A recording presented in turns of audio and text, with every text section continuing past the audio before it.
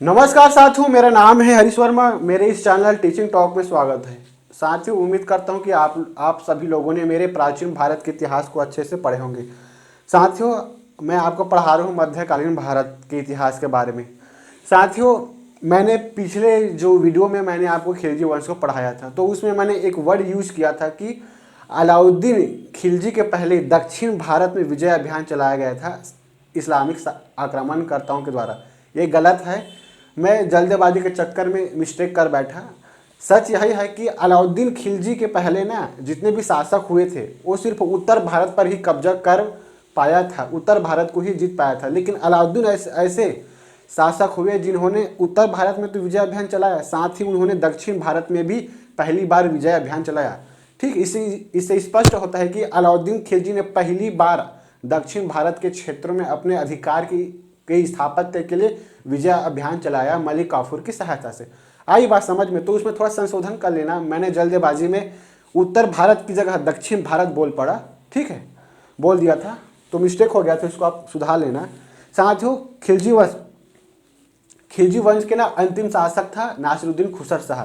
तो नासिरुद्दीन खुसर शाह को मारकर गाजी मलिक ने, जिसे हम गयासुद्दीन तुगलक के नाम से जानते हैं, तो गाजी मलिक ने सन 1320 में, ठीक है, दिल्ली सल्तनत में तुगलक वंश की स्थापना करता है।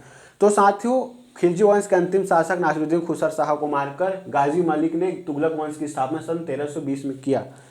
साथियों, इसके समय ना सर्वाधिक बार, टोटल 29 बार मंगोल आक्रमण हुआ था, लेकिन 29 बार में से 29 बार यानी कि 100% मंगोल आक्रमण को इन्होंने विफल किया था।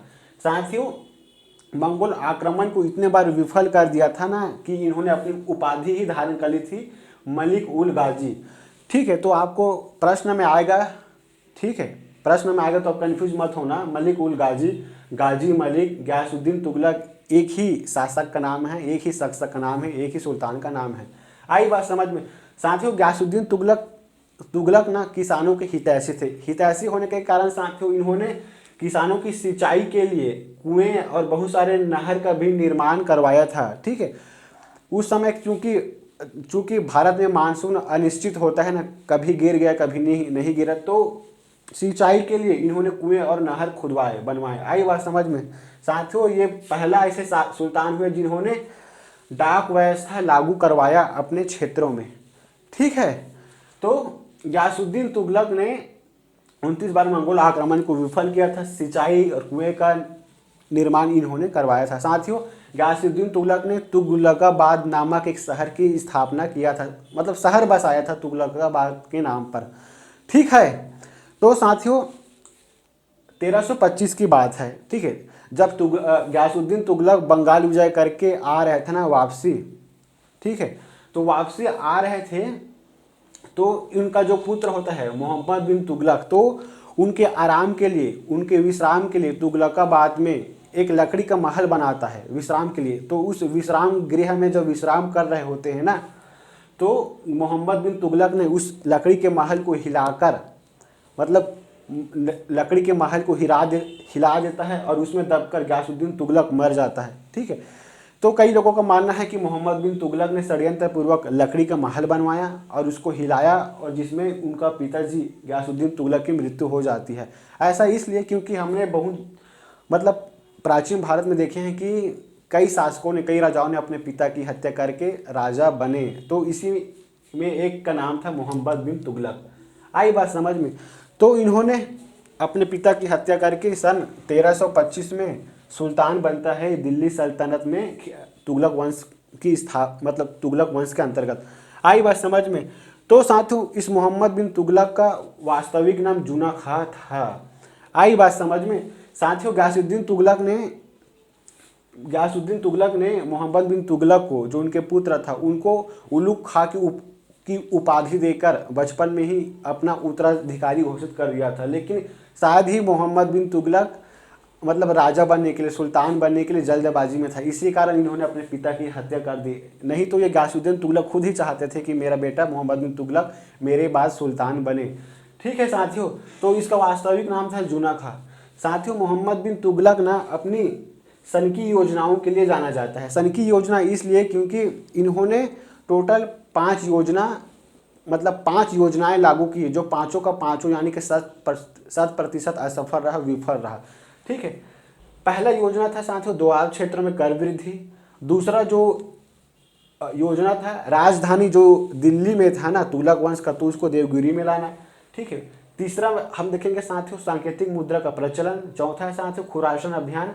और पांचवा हम देखेंगे कराची अभियान जो कुमायूं के अंतर्गत पड़ता है। ये साथियों पांचों का पांचों अभियान मतलब योजना असफल होता है 100%। इसी कारण इनको कई इतिहासकारों ने पागल सुल्तान भी कहा है। आई बात समझ में?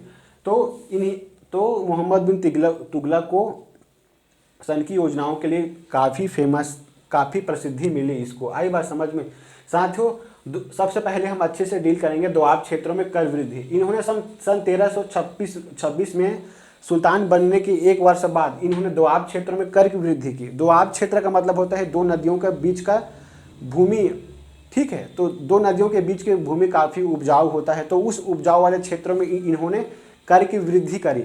लेकिन इनका किस्मत इतना खराब था कि जिस वर्ष इन्होंने कर वृद्धि का फैसला लिया उसी वर्ष उस समय अकाल पड़ गया। आई बात समझ में? बारिश नहीं हुई, और अकाल तो हुई है साथियों, उसी दौरान उसी क्षेत्रों में प्लेग भी फैल गया। प्लेग नामक एक महामारी भी फैल गई, उससे किसान बहुत ज़्यादा बीमार हुए और खेती किसानी भी नहीं कर पाए। ठीक है, तो खेती किसानी नहीं किया तो कहाँ से वो टैक्स दे पाता मोहम्मद बिन तुगलक को? तो ये पूरी तरह से विफल हो गया इसका पहला योजना।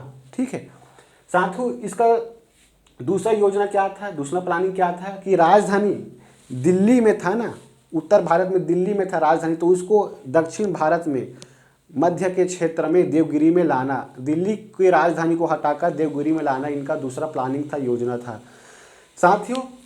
लेकिन मोहम्मद बिन तुगलक ने घोषणा किया था कि मेरे साथ मेरे राज दरबारी भी जाएंगे देवगिरी। ठीक है, और उसके साथ दिल्ली के जितने भी सारे जनता है ना वो भी जाएगा दिल्ली। ठीक है, सॉरी देवगिरी। तो दिल्ली के निवासियों ने स्थायी रूप से तो बस गया था दिल्ली में, तो उन्होंने साफ इनकार कर दिया देवगिरी जाने के लिए। ठीक है, तो देवगिरी जाने का इनका प्लानिंग भी असफल हो गया। तो साथियों दिल्ली से देवगिरी राजधानी परिवर्तन करने का इसका मुख्य एक ही उद्देश्य था कि उस समय उत्तर भारत के क्षेत्रों में मंगोल आक्रमण बहुत बढ़ गया था। ठीक है, तो मंगोल आक्रमण से निपटने के लिए इन्होंने अपने राजधानी को देवगिरी में लाना चाहता था, ताकि देवगिरी जो मध्य क्षेत्र है उस क्षेत्र में मंगोल आक्रमण हो ही नहीं सकता।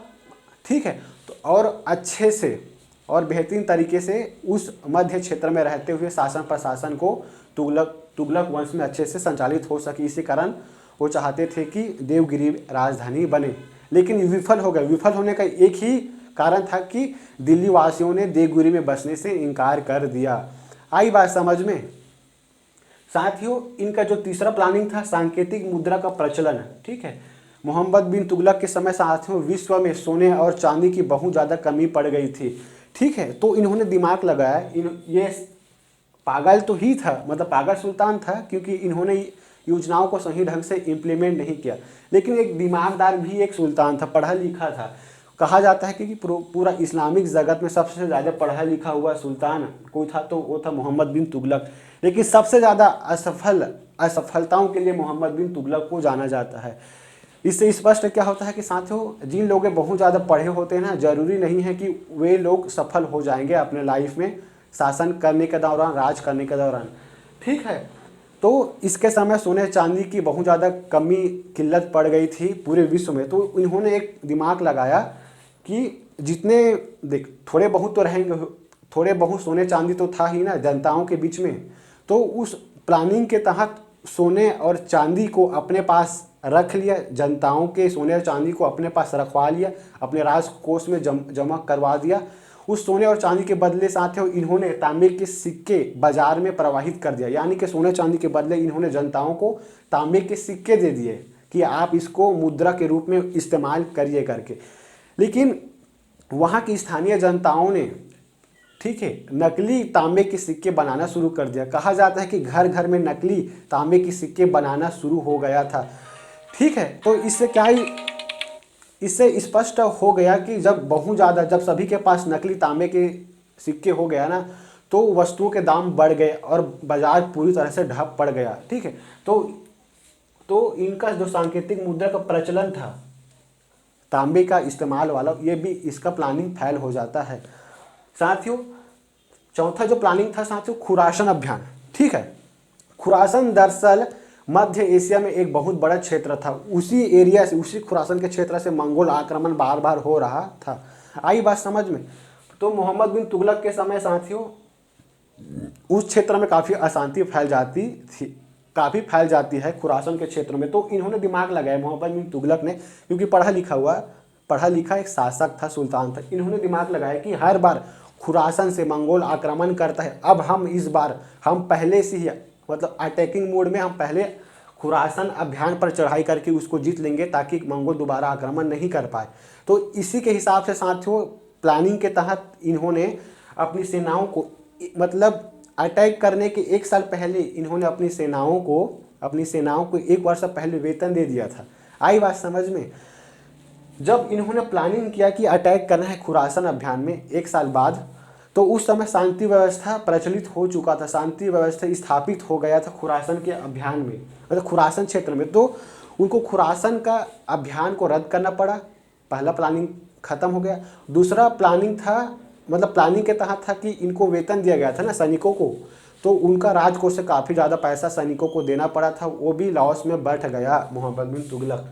आई बात समझ में? साथियों, जो पांचवा जो अभियान है कराचिल अभियान। ठीक है, कराचिल अभियान दरअसल साथियों हिमाचल प्रदेश के कुमायूं क्षेत्र में पड़ता है। वहाँ भी विद्रोह हुआ था ना स्थानीय जनताओं के द्वारा। जब स्थानीय जनता को दबाने के लिए इनके सेना गए थे दबाने के लिए कुमायूं के क्षेत्र में, तो उन सेनाओं को भी पराजय का हाथ लग गया था। ठीक है साथियों, मोहम्मद बिन तुगलक के ही समय साथियों मोरक्को यात्री इब्न बतूता सन 1333 में इसी के दरबार में आता है, जिन्होंने रेहला की रचना करी। ठीक है, तो कई बार CGPSC में, कई सारे UPSC में, कई सारे स्टेट PSC में यहाँ से प्रश्न आ चुका है कि इब्न बतूता जो आया था वो कौन से देश से आया था, तो आंसर आएगा मोरक्को। तो सन 1333 में इब्न बतूता जो मोरक्को के निवासी थे, इन्होंने मोहम्मद बिन तुगलक के दरबार में आया था।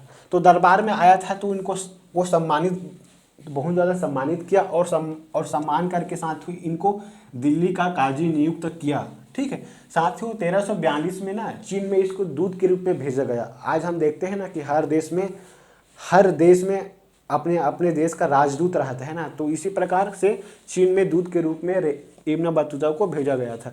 साथियों, दक्षिण भारत में ना विजयनगर और बहमनी साम्राज्य की स्थापना हुई थी।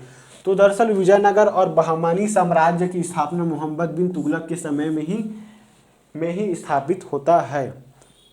साथियों, 1351 में ना ये सिंध के क्षेत्र में विद्रोह हो रहा था। तो उस विद्रोह को दबाने के लिए मोहम्मद बिन तुगलक खुद गया था। लेकिन एक सिंध के क्षेत्र में एक स्थान होता है थट्टा, तो उसी स्थान पर ये मर जाता है। तो सिंध के थट्टा क्षेत्र में इनकी मृत्यु हो जाती है।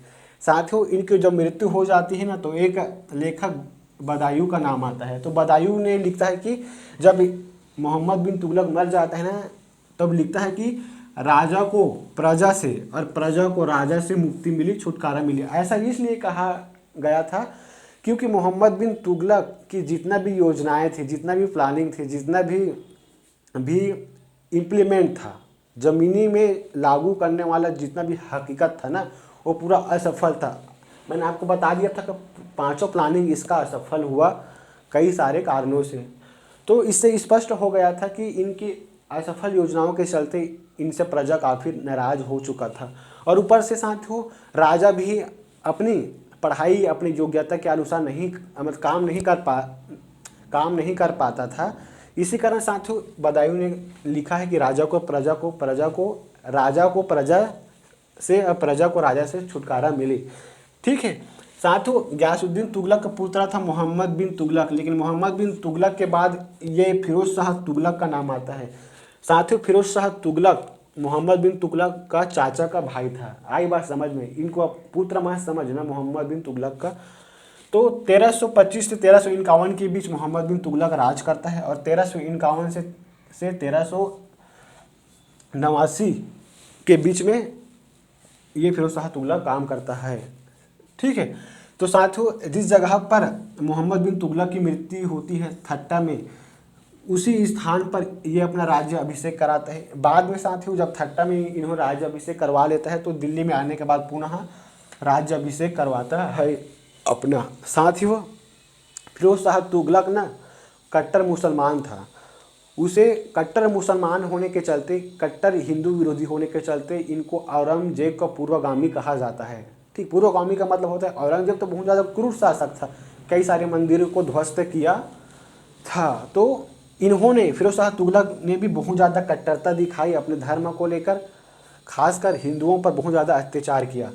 साथियों इन्होंने पहली बार ब्राह्मण पर जजिया कर लगाया। ठीक है, जजिया कर का मतलब होता है गैर मुसलमानों से जो टैक्स वसूलता था वही दरअसल जजिया कर, यह धार्मिक कर होता था।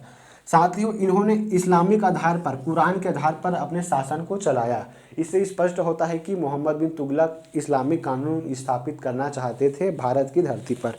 ठीक है साथियों, ये कट्टर मुसलमान था ही, लेकिन इन्होंने बहुत सारे कल्याणकारी काम किए। ठीक, इनको कारण, इसी कारण इनको कल्याणकारी शासक भी कहा जाता है। अब इसने कौन कौन से काम किए इसको हम अच्छे से देखते हैं।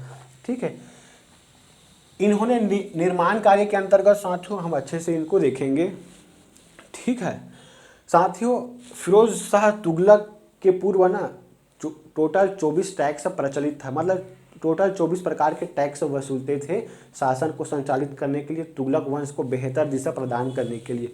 ठीक है, लेकिन फिरोज शाह तुगलक 24 करों को हटाकर सिर्फ 4 कर ही लगाता है अपने जनता पर। वो कौन कौन से कर था साथियों? खम्स कर, खराज कर, जजिया कर और जगात कर। अब एक एक करके मैं आपको एक्सप्लीमेंट करता हूँ इसको। तो खम्स कर क्या है? जब कभी युद्ध होता था ना, तो युद्ध में लूटा हुआ धन, ठीक है, युद्ध में लूटा हुआ धन ही दरअसल खम्स है। तो जब युद्ध में कोई भयानक युद्ध होता था तो लूटा जाता था धन, तो उस लूटा हुआ धन में से एक, मतलब 1/5, 1/5 भाग राजा को मिलता था, इस फिरोज शाह तुगलक को मिलता था, तो वही है खम्स। और बाकी भाग को सैनिकों को में बंटवा दिया जाता था। खराज कर दरअसल साथियों वहाँ के किसानों पर लगाया गया एक टैक्स था। खराज कर किसानों पर लगाया हुआ एक टैक्स था। ठीक है, जजिया कर साथियों हिंदुओं पर लगाया हुआ एक टैक्स था, धार्मिक कर था। जगात कर भी धार्मिक कर था, जो इस टैक्स को साथियों मुसलमान पर ही आरोपित किया जाता था, मतलब आरोपित किया जाता था। तो जजिया और जगात कर धार्मिक कर था। जजिया गैर मुसलमानों पर लगाया जाता था और जगात मुसलमानों पर लगाया हुआ एक टैक्स था। आई बात साथियों इन्होंने 4 विभाग का भी स्थापना किया। दीवान ए बंदगान, ठीक है, दीवान ए खैरात, लोक निर्माण विभाग और दारुल शरब। साथियों दीवान ए बंदगान क्या होता है? ठीक है, कहा जाता है साथियों इतिहास में फिरोज शाह तुगलक काफ़ी दास प्रेमी था। इनके समय 1,80,000 दास थे, बहुत बड़ी मात्रा में दास इनके अंडर में काम करते थे। तो इन्होंने दासों की देखभाल के लिए, दासों को कोई तकलीफ ना हो, कोई दुख भी ना हो, तो इनको देख रेख के लिए, इनको नियंत्रित करने के लिए एक विभाग की स्थापना करी गई थी इनके द्वारा। उसका नाम था दीवान बंदगान। आई बात समझ में? साथियों दूसरा जो विभाग था उसका नाम है दीवान खैरात। खैरात का मतलब होता है फ्री में बांटना। ठीक है, फ्री में बांटना होता है। तो उस समय जितने भी विधवा स्त्री थे, अनाथ थे, उनको फ्री में आर्थिक सहायता दी जाती थी फिरोज शाह तुगलक के द्वारा। ठीक है, तो इसी विभाग के अंतर्गत देता था, दीवान खैरात के अंतर्गत फ्री में आर्थिक सहायता विधवाओं को, अनाथों को देता था। साथियों तीसरा जो विभाग था उसका नाम है दारुल सफ़ा। ठीक है, दारुल सफ़ा में दरअसल अनाथ लोगों को, गरीब लोगों को ना फ्री में इलाज होता था अस्पताल में, वही है और कुछ नहीं है। लोक निर्माण विभाग के अंतर्गत साथियों इन्होंने बहुत सारे मस्जिद बनवाए। मस्जिद बनवाते तो थे ही ना, लेकिन मंदिरों को तोड़कर ही बनवाया गया था, ये आप याद रखना। साथियों इन्होंने टोटल 300 शहर बसाए, जिनमें 5 शहर प्रमुख है, हमें इस पर अच्छे से बात करना चाहिए।